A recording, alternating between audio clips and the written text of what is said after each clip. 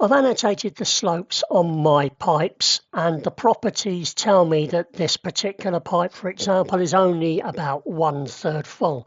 Now, I might want to calculate the slope at which the pipe would be full.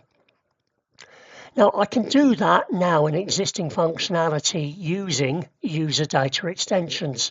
The issue that we have with this, though, is that we can't pass the shape of the pipe into the user data extension.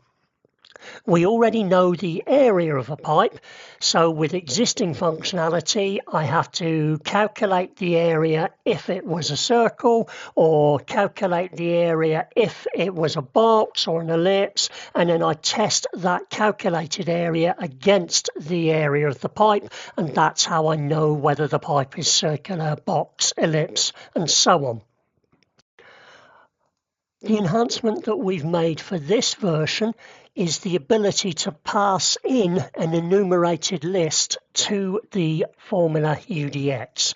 So here is the property for the conduit shape, and if I find that property, there it is, if I hover over it, this is an enumerated property, and you can see all of the possible enumeration values in the pop-up. So for example, an enumeration value of 2 is a circle, 3 is a box, and so on.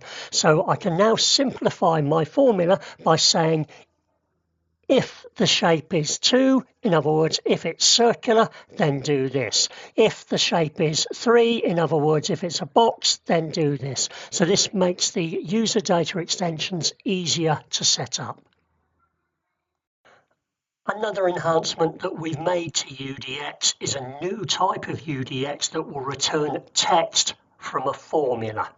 So previously you could test 2 values in a formula, but the return was a real, so a 0 or a 1. So this particular test checks whether the depth of a catch basin is greater or less than the allowable depth, and returns a 0 in this case because we're within spec, and in this case it returns a 1 because the catch basin is deeper than it should be.